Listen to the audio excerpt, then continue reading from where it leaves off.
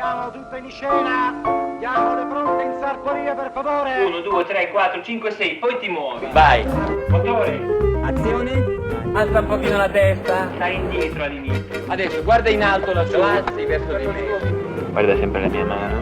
Non vi va come vi guardo? Non vi guardo. Non vi guardo. Giriamo. Buonasera, grazie.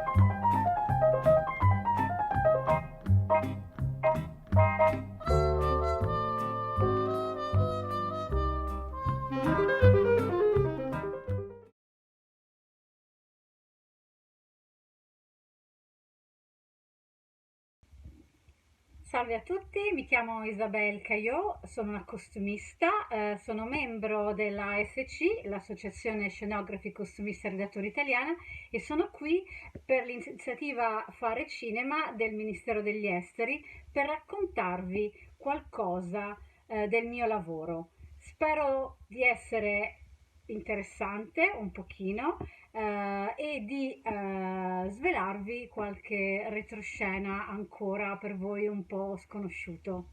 Per raccontarvi un po' di quello che faccio, cercherò di rispondere a delle domande, di farlo attraverso queste risposte. Sono domande che mi hanno fatto negli anni di lavoro, le persone che ho incontrato.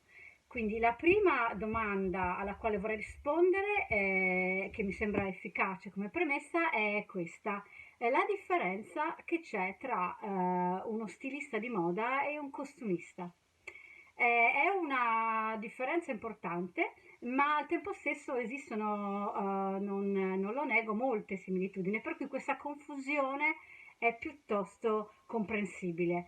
La differenza più evidente, quella che mi sembra anche più esaustiva, è che gli stilisti che fanno un lavoro creativo lo fanno con l'obiettivo di comunicare attraverso il loro gusto e il loro stile una visione ed una previsione di un futuro prossimo, perché si tratta di una collezione che è una stagione per la successiva, però la scommessa che loro fanno è proprio su questa visione di un futuro prossimo.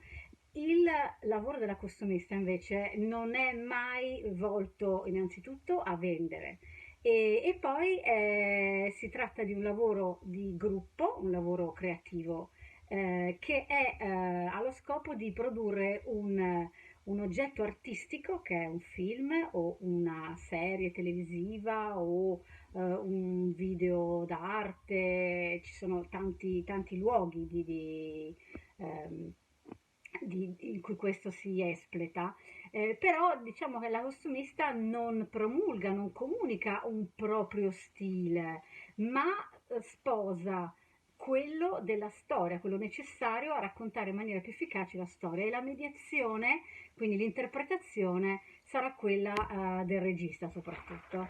Un'altra domanda che mi fanno molto spesso e che è importantissima peraltro è questa: da cosa cominci quando ti chiamano per un film? Da dove parti? Ecco, dico subito questo, che io parto dove partono tutti, ed è esattamente un momento cruciale, che è quello della lettura. Quindi partiamo dalla parola scritta contenuta in questo strumento che vi sto per mostrare, che è la sceneggiatura. Ecco, qui la vedete, questa è proprio una sceneggiatura mia, vecchia, tutta pasticciata. Questa è la sceneggiatura del primo film che ho firmato come costumista e che ho conservato e che conserverò, credo, tutta la vita. E però non sono cambiate le cose, sono sempre così. Questo è il volume, quindi non sono mai dei tomi, anche quando si tratta di serie televisive si dividono per episodi, quindi il peso, il volume rimarrà sempre lo stesso. Vi faccio vedere come è scritta dentro per capire qual è, diciamo, la spazzatura, il font, che sono sempre molto standard, quindi è questa. Vedete, ci sono molti spazi tra una battuta e l'altra, e anche il font è molto primitivo, chiarissimo per tutti. Questa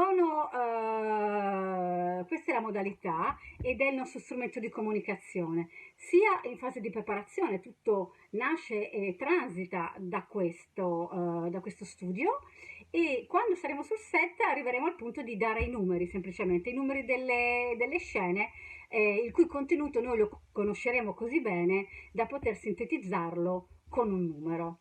La domanda seguente invece è questa: come ti vengono le idee per i costumi? Ecco, le idee mi vengono ovviamente, come vi ho detto già, quindi leggendo prima di tutto la sceneggiatura, quindi conoscendola a fondo, studiandola a fondo e immaginando di mettere e sintetizzare come dire, l'immaginario che mi viene in mente durante la lettura in maniera il più possibile facile da comunicare, perché il fatto che io comunichi in maniera più facile significa essere più efficace, quindi in realtà avere un approccio più interessante per il pubblico attraverso ovviamente il consenso, la collaborazione e gli stimoli del mio regista o della mia regista. Questa cosa però ovviamente viene supportata da un lavoro di studio e di documentazione.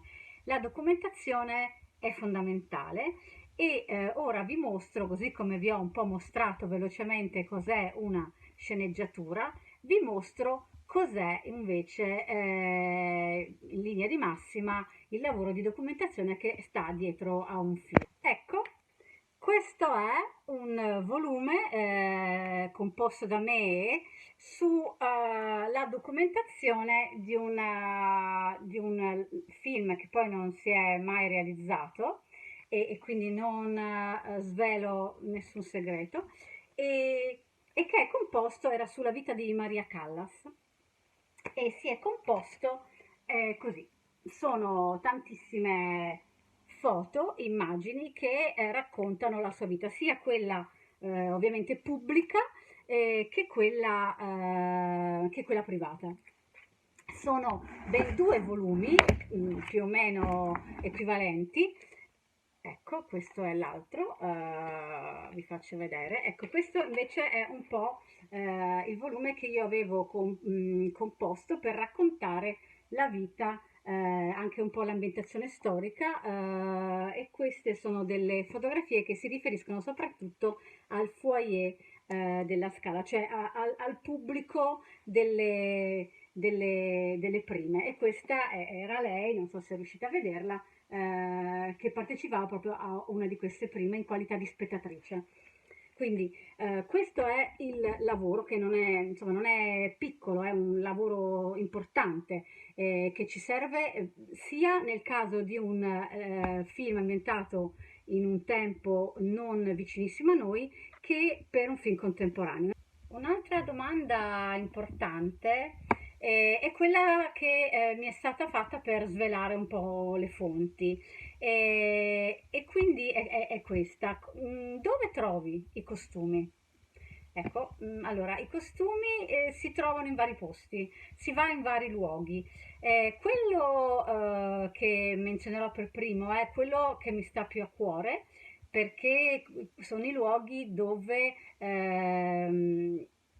che ci appartengono, che sono più tipici del nostro lavoro.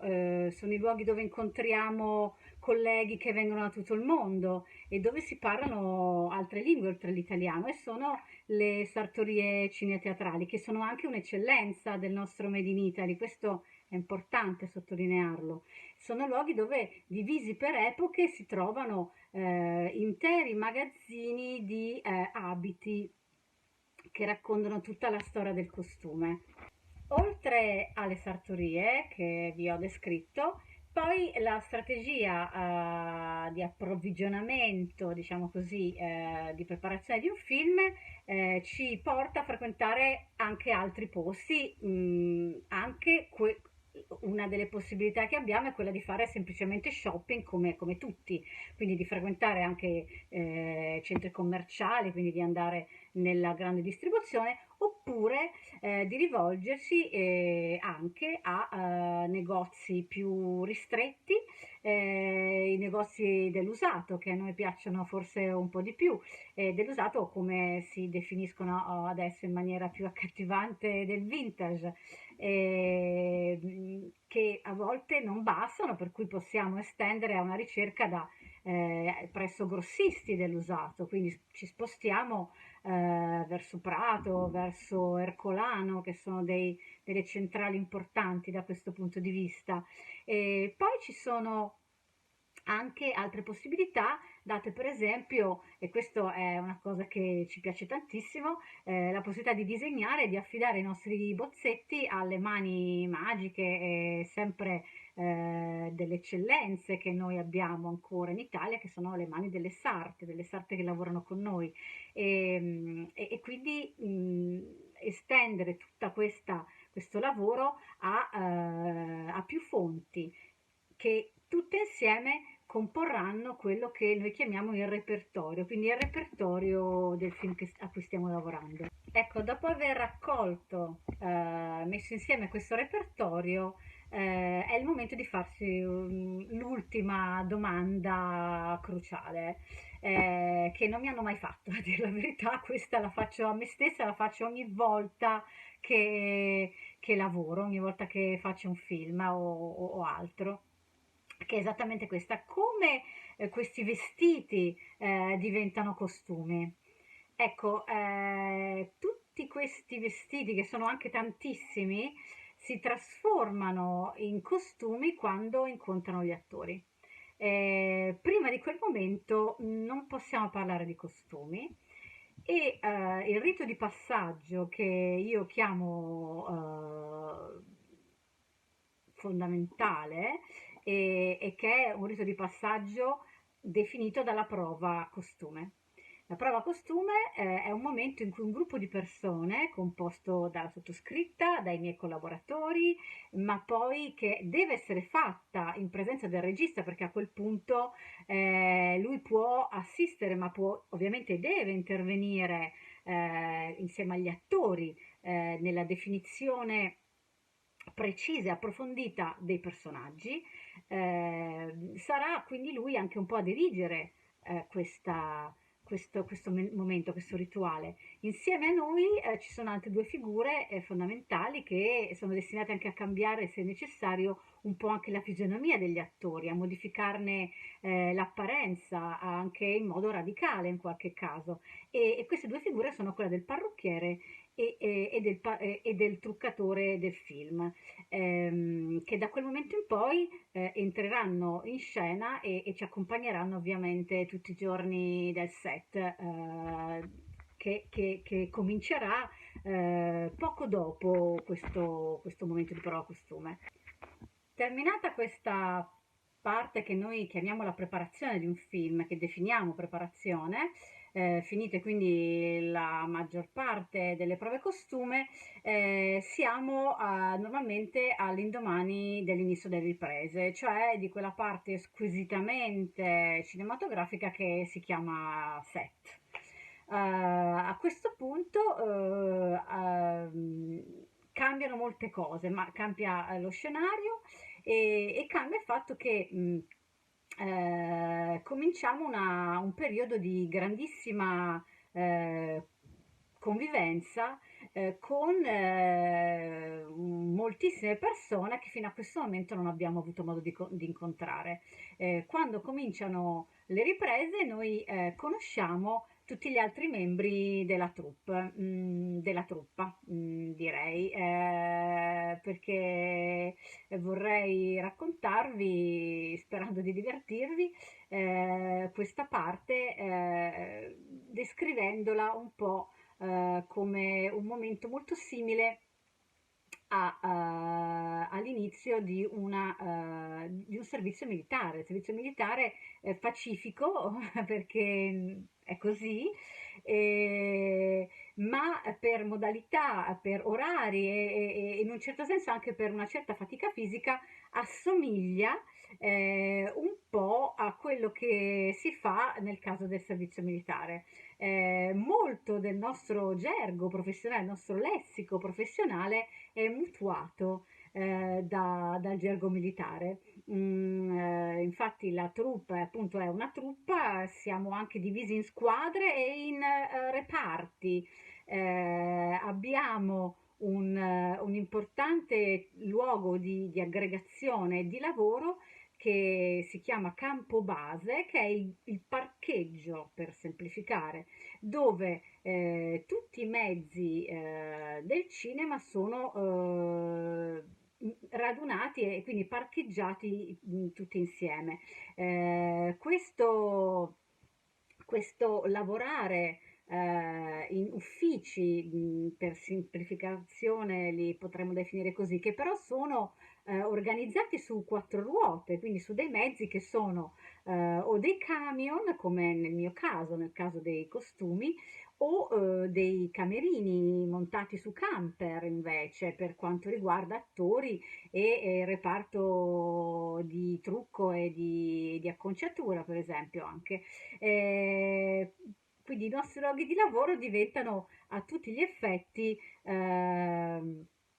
dei luoghi di lavoro che si spostano, si muovono, andiamo tutti in viaggio, a volte anche quotidiano, sui luoghi della narrazione, luoghi voluti, cercati dallo scenografo insieme al regista e che raccontano il film, delineando proprio gli spazi dove noi tutti ci muoveremo. La comunicazione tra di noi avverrà a volte per numeri, i numeri scritti sugli ordini del giorno, i numeri scritti sul piano di lavorazione. Ecco, anche questi sono un po' come dei bollettini per i militari che noi riceviamo quotidianamente e che coordinano i nostri movimenti, un po' come una grande coreografia.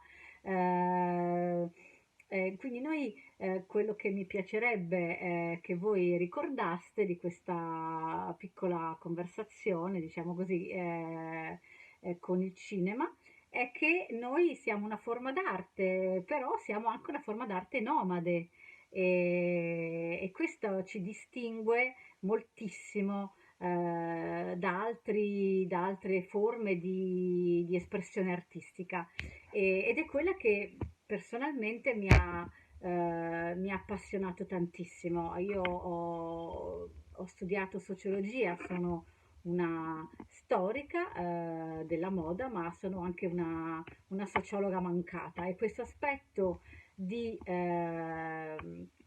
così, di vita nomade è quello che mi ha sempre divertito e appassionato tantissimo del cinema. Ecco, io ho finito questo racconto, auguro a tutti voi di stare bene e di prendervi cura di voi stessi e dei vostri cari.